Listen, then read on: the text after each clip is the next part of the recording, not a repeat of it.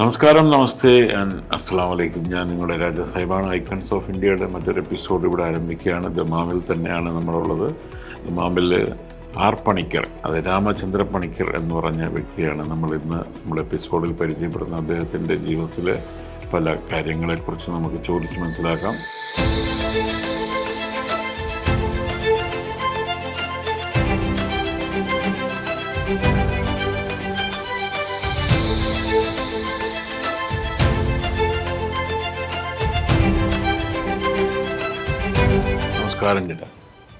നമസ്കാരം പണിക്കരേട്ട. ഇവിടെ വന്നിട്ട് 32 വർഷമായോ? ഈ സെക്കൻഡ് ഇന്നിങ്സ് കഴിഞ്ഞിട്ട് 25 വർഷമായി. ഇതിനു മുമ്പ് വന്നിട്ട് പോയി. നമ്മുടെ ഇത് തുടങ്ങിയതിന് ശേഷം അല്ലേ? ഇത് തുടങ്ങി 25 വർഷമായി. നമ്മുടെ ഈ അറാംകോ പോലുള്ള വലിയ വലിയ കമ്പനികൾ തൊട്ട് ഇങ്ങോട്ടുള്ള പല കമ്പനികൾക്ക് പല പ്രോഡക്റ്റുകൾ, അവർക്കിപ്പോൾ ഒരു സാധനം ഡാമേജായി, ആ സാധനം പോലെ ഒരു സാധനം വേണമെന്ന് ആഗ്രഹിച്ച് വന്നു കഴിഞ്ഞാൽ നമ്മുടെ കയ്യിൽ ജന്നത്തിൽ അത് കിട്ടിയിരിക്കും. ജന്നത്തിൽ അത് കിട്ടിക്കഴിഞ്ഞാൽ അത് എക്സാമിൻ ചെയ്തിട്ട് അതിന്റെ ഡ്രോയിങ് ഉണ്ടാക്കി ഫാബ്രിക്കേറ്റ് ചെയ്യുക. അതിനുള്ള മെഷീൻസ് എല്ലാം നമ്മുടെ കയ്യിലുണ്ട്. ഒരു പമ്പിന്റെ കാര്യം, എത്രയോ പവർ, മറ്റേ വാട്ടർ ജെറ്റ് പമ്പ് അല്ലേ? അതെ. അത് എത്ര പവർഫുൾ സാധനമായിരിക്കും. ചെറുതാണ്, നമ്മുടെ വീട്ടിലൊക്കെ വെച്ചേക്കുന്ന വെള്ളം അടിച്ചു തരുന്ന പമ്പ് പോലത്തെ സംഭവമാണോ? അല്ല ഇതിന്റെയൊക്കെ വല്യാപ്പാണോ അത്? അത് വലിയ മെഷീനാണ്. 63,000 PSI വെള്ളം പ്രഷറിൽ എടുത്തിട്ട് അത് അബ്രസീവ് കൂട്ട് മിക്സ് ചെയ്ത് സ്റ്റീൽ കട്ട് ചെയ്യുക. അത് ഡിസൈൻ കട്ട് ചെയ്യാൻ പറ്റും. അതുകൊണ്ട് അത് ശരി. നമ്മളത് ഓട്ടോകാഡ് ഡ്രോയിങ് ഉണ്ടാക്കി കമ്പ്യൂട്ടർ ഇട്ട് കഴിഞ്ഞാൽ ആ ഡ്രോയിങ് മെഷീനിലേക്ക് ഫീഡ് ചെയ്തിട്ട് അതിൽ കൂടെ മെഷീൻ കട്ട് ചെയ്ത് ആ ഡിസൈൻ നമുക്ക് ഉണ്ടാക്കി തരും. അതുപോലെ നമുക്ക് അതിന് മെയിൻ്റെനൻസ്, ഈ ഒരു സംഭവത്തിന്റെ ക്വാളിറ്റി നമ്മൾ മെയിൻറ്റെയിൻ ചെയ്യണമല്ലോ. വേണമല്ലോ. അതിന് കൂടുതൽ സ്പീഡ് കിട്ടുന്നുണ്ട്. ഇപ്പം പുതിയ മെഷീൻ വരുമ്പോൾ സ്പീഡ് കൂടുമ്പോൾ നമ്മൾ കുറച്ച് സമയം കൊണ്ട് കോപ്പി ചെയ്ത് കൊടുക്കാൻ പറ്റുന്നുണ്ട്. അപ്പൊ എന്റെ കയ്യിൽ ഇങ്ങനെ ഒരു സാധനമുണ്ട്. ആ സാധനത്തിന് ബദലായിട്ട് നിങ്ങൾ അന്വേഷണം നടക്കണ്ട, ഞങ്ങളുടെ ആ സാധനം ഞങ്ങൾ ഡെവലപ്പ് ചെയ്ത് തരും എന്ന് പറയാനുണ്ടെങ്കിൽ എന്തായിരിക്കും സാധനം? അത് ഡാമേജ് ആയ പാർട്ട് നമ്മളെ എത്തിക്കുക. അതിന്റെ മാനുഫാക്ചറിൽ ഒറിജിനൽ ഡ്രോയിങ് ഉണ്ടെങ്കിൽ അതും കൂടെ തരിക. പിന്നെ അത് ഏത് മെറ്റീരിയൽ ആണെന്ന് അവർക്കറിയാമെങ്കിൽ അത് പറഞ്ഞു തരിക. അവർക്കറിയാൻ മേലെങ്കിൽ ആ മെറ്റീരിയൽ ഒന്ന് അനലൈസ് ചെയ്തെടുക്കണം. ഓക്കെ. ഒരു പുതിയൊരു വലിയ മിഷൻ ഇംപ്ലിമെന്റ് ചെയ്യുമ്പോഴത്തേക്ക് അതിനകത്ത് നമുക്ക് എന്തെങ്കിലും ഒരു പാർട്ടുണ്ടോ? എല്ലാ ഓപ്പറേഷനിലും ഡാമേജസ് വരാം. സംഭവിക്കാം. വെയർ ആൻഡ് ടയർ, തേയ്മാനം, ഒടിയുക, പൊട്ടുക, അതൊക്കെ വരാം. അപ്പൊ അതിനെല്ലാം റീപ്ലേസ് ചെയ്യുക മറ്റൊരാളുടെ സഹായമാണ് ഞങ്ങളെ പോലുള്ളവരുടെ. അതാണ് ഞങ്ങൾ ചെയ്തുകൊണ്ടിരിക്കുന്നത്. അതാണ് ഞാൻ പറഞ്ഞത്, ഞങ്ങൾ ഒരു സപ്പോർട്ട് ഇൻഡസ്ട്രി ആണെന്ന്.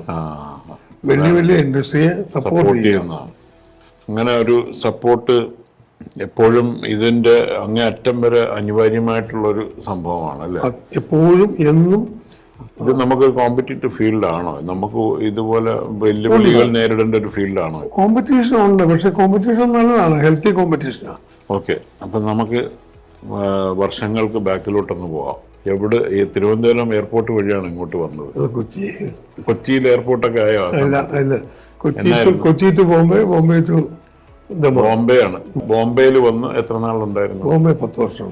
അവിടെ എന്തായിരുന്നു? അവിടെ ജോലി ചെയ്യായിരുന്നു. എന്തൊക്കെ ജോലി ചെയ്തോ? ക്ലറിക്കൽ വർക്കുകളും.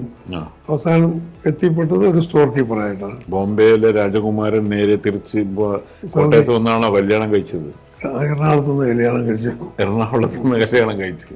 10 വർഷത്തിന്റെ ഇടയിൽ സംഭവിച്ച അതിനിടയ്ക്ക് സംഭവിച്ച ആണ്. വൈഫിന്റെ പേരെന്താ? ഉഷ. എടപ്പള്ളിക്കാരന്. എടപ്പള്ളിയാണല്ലേ? അത് ശരി. പിന്നെ തൃപ്പൂണിത്തുറ കുറെ നാൾ താമസിച്ചു തോന്നുന്നു. തൃപ്പൂണിത്തുറ മകളുടെ സെറ്റിൽ ആയിരുന്നു. ഓക്കെ. മകളുടെ പേരെന്താ? പ്രവിത. മരുമോൻ പ്രജിത്ത്. അവിടെ തന്നെയാണോ വർക്ക് ചെയ്യുന്നത്? അതെ, രണ്ടുപേരും. പിന്നെ ഒരു മകനൂടുണ്ട്. മകൻ എന്റെ കൂടെ. പെട്ടെന്ന് ആലോചിച്ച മകന് ഇപ്പൊ കൂടെ തന്നെ ഉണ്ടല്ലോ, വർക്ക് ചെയ്യുന്ന പുള്ളി കൂടെ സഹായത്തിനുണ്ട്. നമ്മുടെ പണിക്കരേട്ടന്റെ മകൻ പ്രവീണാണ്.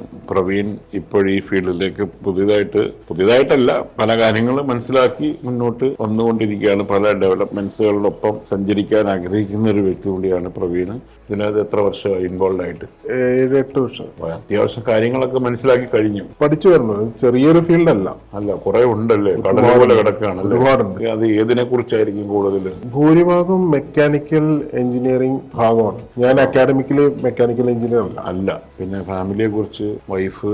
ഒരു മകൻ, വൈഫും മകനും നാട്ടിലാണ്. പേരെന്തൊക്കെയാണ്? വൈഫിന്റെ പേര് ശ്രീജ, മകന്റെ പേര് പാർത്ഥൻ.